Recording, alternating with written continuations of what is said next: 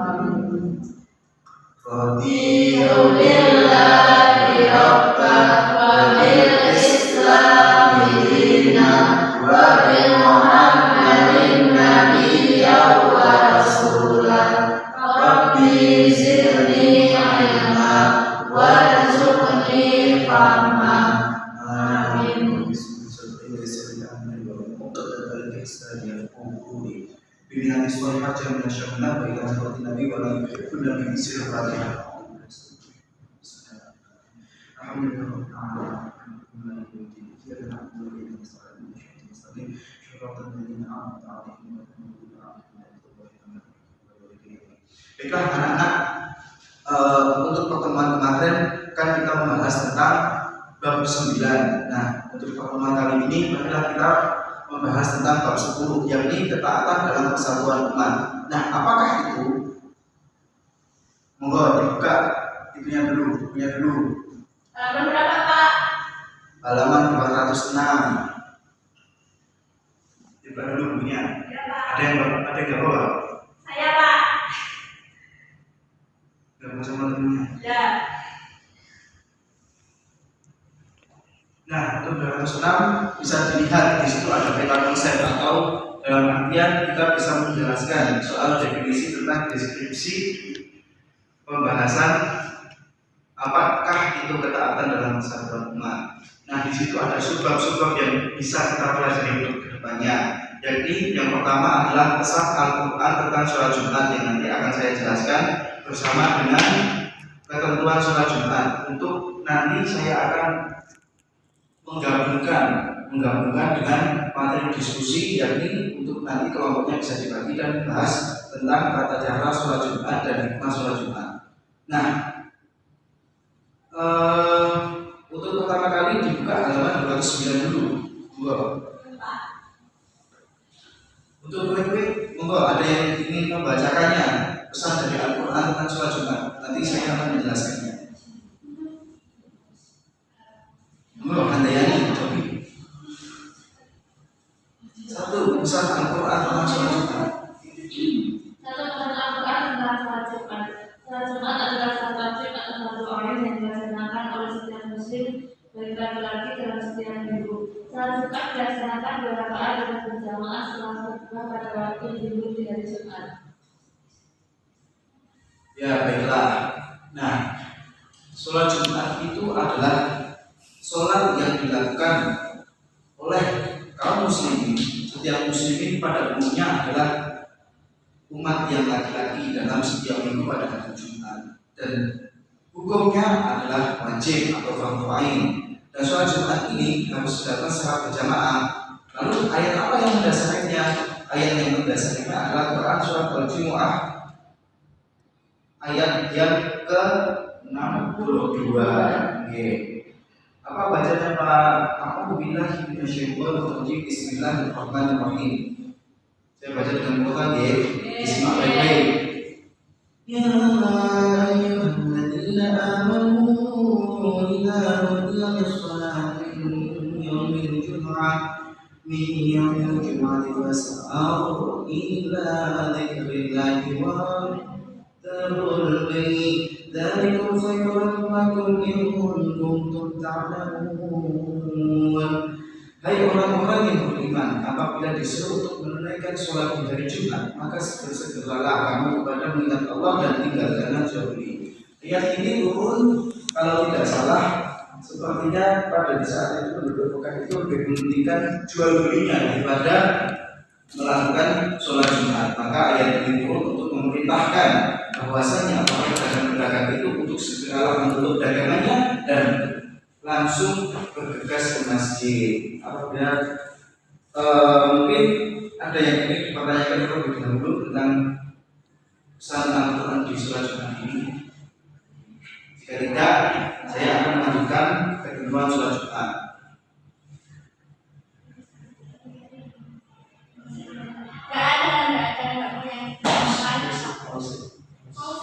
Jelaskan pada Quran surat Al-Jumu'ah ayat 62, surat yang ke-9, yakni bacaannya. Bapak baca dengan Quran ya. A'udzu billahi minasyaitonir rajim. Bismillahirrahmanirrahim. Ya ayyuhalladzina amanu idza nudiya lis-salati min yaumil jum'ati fas'au ila dzikrillahi wa dharul bayt. Dzalikum khairun lakum in kuntum ta'lamun. Yang artinya, hai orang-orang yang beriman, apabila disuruh untuk menunaikan sholat di hari Jumat, maka bersegeralah kamu kepada mengingat Allah dan tinggalkanlah jual beli. Quran surat Al-Jumu'ah ayat 62, surat yang ke-9. Ketentuan sholat Jumat. Nah, dua dimasuk ke materi yang kedua, yakni adalah ketentuan sholat Jumat. Pada ketentuan sholat Jumat ini terdapat dua syarat, yakni adanya syarat wajib sholat Jumat dan syarat sahnya sholat Jumat. Nah, untuk yang pertama kali kalian dapat lihat pada halaman 9, yakni di situ dijelaskan syarat wajib sholat Jumat itu terdapat 6, yakni sholat Jumat itu dilaksanakan dengan syarat-syarat sebagai berikut. Yang pertama adalah Islam. Setiap orang Muslim yang khususnya laki-laki itu diwajibkan untuk menjalankan sholat Jumat. Orang yang beragama Islam tidak wajib untuk melakukan sholat Jumat. Mungkin kalau yang kedua, syarat wajib sholat Jumat adalah balik. Anak-anak tidak diwajibkan untuk melaksanakan sholat Jumat. Dan yang ketiga adalah berakal. Orang gila tidak wajib untuk melaksanakan sholat Jumat. Yang keempat, yakni adalah laki-laki. Nah, di sini dijelaskan juga bahwa perempuan tidak diwajibkan untuk melaksanakan sholat Jumat. Apabila melakukan sholat Jumat juga dibolehkan, karena itu menjadi sunnah untuk perempuan juga. Tapi di sini dibicarakan bahwasanya perempuan tidak diwajibkan untuk melaksanakan sholat Jumat. Nah, yang kelima, syarat wajib sholat Jumat itu apa? Tidak sedang dalam keadaan sakit atau berhalangan melaksanakan sholat Jumat. Dan yang keenam dan terakhir, orang yang menetap atau mungkin musafir juga tidak melaksanakan sholat Jumat. Nah, masuk ke materi selanjutnya, yakni syarat sahnya sholat Jumat. Sholat Jumat dianggap sah dan apabila memenuhi syarat sebagai berikut pada halaman 210. Monggo, ada yang ingin membacakan? Mbak Primita? Ya Pak, saya mau baca Pak. Ya. Syarat 1 sampai 2 saja, nanti ketiga. Ya. Sholat Jumat dianggap sah apabila yang telah dijadikan tempat bermukim oleh penduduknya, baik di perkotaan maupun di pedesaan. Oleh sebab itu, sholat Jumat tidak sah dilaksanakan di ladang-ladang yang penduduknya hanya singgah untuk sementara waktu. Nomor 2, dilaksanakan secara berjamaah. Sholat Jumat tidak sah hukumnya apabila dilaksanakan sendiri-sendiri. Para ulama berbeda pendapat tentang jumlah orang untuk mendirikan sholat Jumat. Sedangkan ulama mengatakan minimal 40 orang dan ada 2 yang mengatakan minimal 2 orang. Ya, itu nanti dipahami sendiri. Dan yang ketiga ini adalah hadis Nabi Muhammad SAW yang diriwayatkan oleh Al-Imam Al-Bukhari bahwasanya Anas bin Malik radhiyallahu ta'ala anhu anna Nabi sallallahu alaihi wasallam kana yusalli al-jum'ata hina tamilu syams, rawahu Bukhari. Yang artinya dari Anas bin Malik radhiyallahu ta'ala anhu, sesungguhnya Rasulullah sallallahu alaihi wasallam melaksanakan sholat Jumat ketika matahari telah tergelincir. Hadis riwayat Al-Bukhari. Dan yang keempat, didahului oleh 2 khutbah. Hal ini sesuai dengan hadis Nabi sallallahu alaihi wasallam, yakni An Ibnu Umar radhiyallahu ta'ala anhu qala kana Nabi sallallahu alaihi wasallam yakhutubu wa imam thumma yaqudu thumma yaqumu kana taf'aluna rawahu Bukhari wa Muslim. Ini dijelaskan oleh Imam Al-Bukhari dan Imam Muslim bahwasanya dari Ibnu Umar, Rasulullah sallallahu alaihi wasallam berkhutbah pada hari Jumat dengan berdiri, kemudian beliau duduk, kemudian berdiri lagi seperti yang dilakukan sekarang. Nah, karena syarat yang keempat itu adalah khutbah, maka di sini sudah dijelaskan pada paket halaman 211 khutbah Jumat. Khutbah Jumat merupakan nasihat dan tuntunan ibadah yang disampaikan oleh khatib kepada jemaah sholat Jumat. Ada rukun-rukunnya. Nah, tapi saat ini khutbah Jumat itu kan terkadang suwe dirasani, cepat dirasani, makanya aneh saat ini khutbah dirasani uang. Nah, untuk ini perhatikan rukun-rukunnya dan syarat khutbah Jumat berikut ini. Yang pertama, rukun 2 khutbah Jumat. Yang pertama itu adalah mengucapkan pujian kepada Allah Subhanahu wa taala. Alhamdulillahilladzi an'ama kita Allah anak kita bina hawa syi'a alladziina amanu tuqama tuqati wa la tamutunna illa wa antum muslimun. Kan terus yang pertama itu assalamualaikum warahmatullahi wabarakatuh. Itu oke. Dan terus membaca selawat atas Rasulullah, melafalkan nasihat ketakwaan. Kalau kalian bersih kalau ya ayyuhalladzina amanu taqullaha haqqa tuqatih wa la tamutunna illa wa antum muslimun. Itu membaca ayat Al-Qur'an pada satu khutbah. Itu inna a'tayna kal-kautsar itu biasa. Itu membaca Al-Qur'an pada salah satu khutbah. Yang kelima yakni pada khutbah kedua berdoa untuk semua umat muslim. Allahumma ighfir lil mu'minina wal mu'minat wal muslimina wal muslimat seperti itu. Nah, untuk yang kedua adalah syarat 2 khutbah. Khutbah Jumat dilaksanakan setelah tergelincir matahari. Khatib berdiri apabila ia mampu. Khatib duduk di antara 2 khutbah. Terus berikut disampaikan dengan suara yang keras dan jelas. 2 khutbah dilaksanakan berturut-turut. Khatib harus suci dari najis dan hadasnya. Yang terakhir mereka khatib harus menutup aurat. Dan begitu pada halaman 211 itu dipahami kiambak wonten sunnah khutbah dan sunnah sholat Jumat, enten adab sholat Jumat kali halaman sholat Jumat. Nah, nanti itu dipahami sendiri. Untuk ini bisa dilanjutkan kepada forum diskusi tentang tata cara sholat Jumat dan hikmah sholat Jumat. Perlu dibagi kelompoknya. Saya sama Alma. Ini ketiga.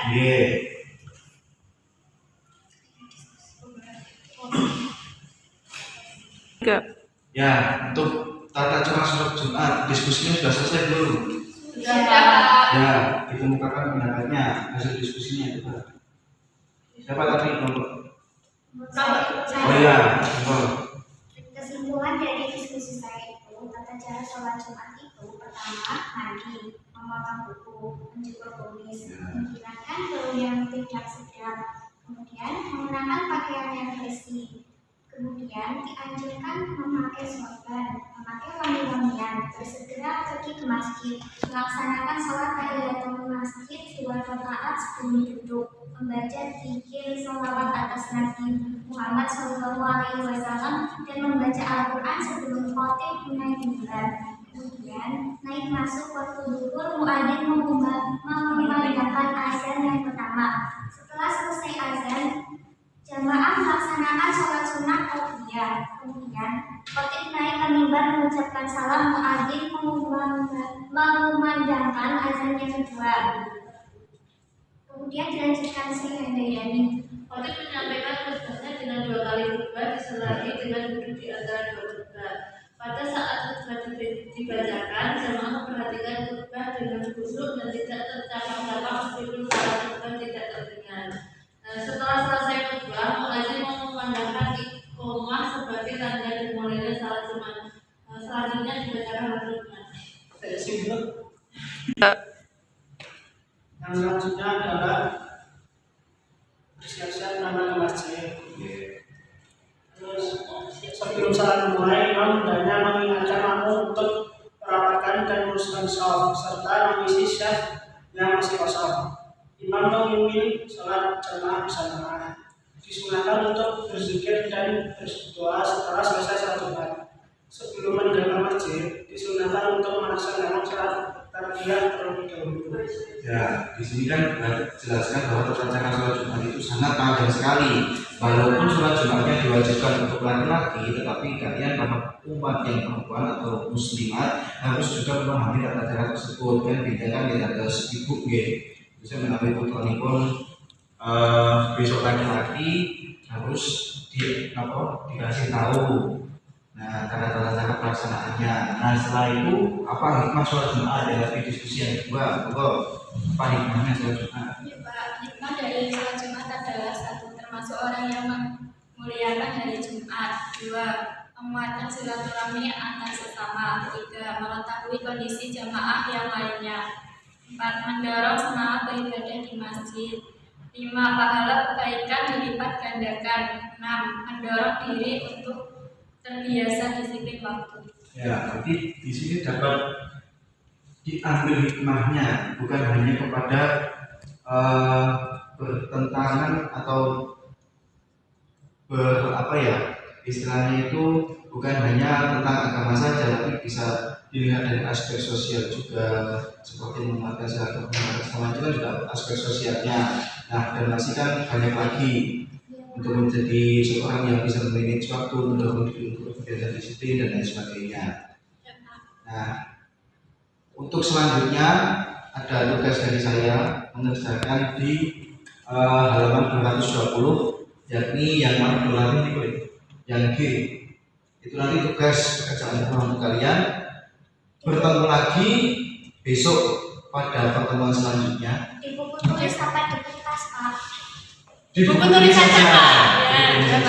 Ya, itu nanti untuk poin-poinnya dikerjakan sampai jam 2. Enak mau juga. Oke, Pak. Sama soalnya enggak, Pak? Nggak usah, nanti tulis ABC-nya saja. Tugasnya dijabarkan deh. Oke, Pak. Cukup sekian pertemuan pada pagi hari ini. Ada perlebihnya dari Bapak saya, mohon maaf yang sebesar-besarnya. Wallahul muwaffiq ila aqwamit thoriq. Wallahu yaqdi bihi ba'da firaqi wa lahu fi darajati akram. Wassalamualaikum warahmatullahi wabarakatuh. Waalaikumsalam